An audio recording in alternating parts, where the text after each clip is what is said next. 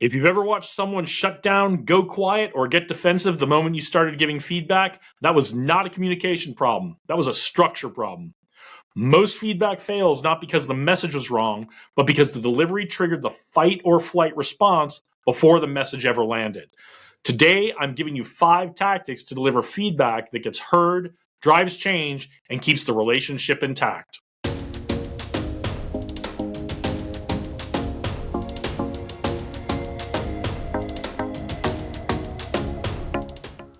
Here's the uncomfortable truth about feedback. Most leaders either avoid it entirely or deliver it in a way that creates more problems than it solves. According to Gallup, employees who receive meaningful feedback are nearly 4 times more likely to be engaged at work.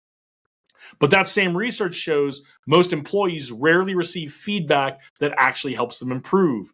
The gap is not intention. Leaders want their people to grow. The gap is execution. In the Air Force, we relied on after-action reviews after every mission, whether it went perfectly or it fell apart. We sat down and named what worked, what did not, and what we would change. Your rank didn't protect you from honest feedback.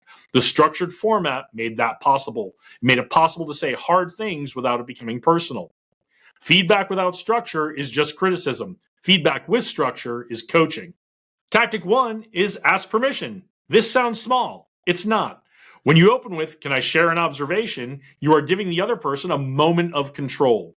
People handle feedback significantly better when they feel some agency in the conversation. If someone is already stressed or rushed and you drop feedback on them without warning, their nervous system treats it like an ambush. 1 sentence. Ask first. It changes everything that follows.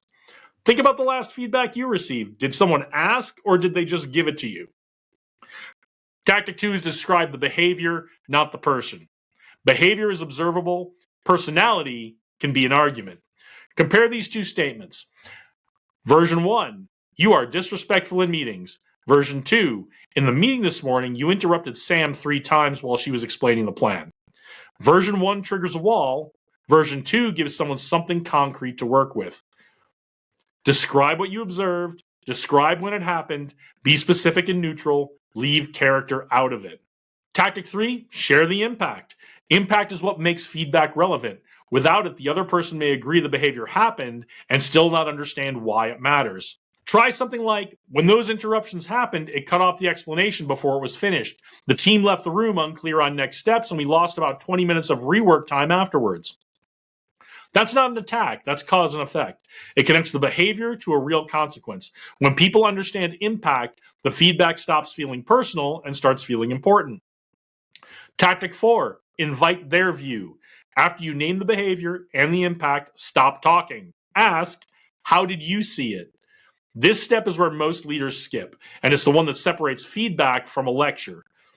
You might learn that they were trying to clarify a point. You might learn they did not notice what they were doing. You might learn something that completely changes your understanding of the situation. Inviting their view shows respect, and it gives you the information you need to give feedback that fits the real problem instead of the problem you assumed was happening. Tactic 5, make a specific request. Vague feedback creates confusion. Specific requests create change.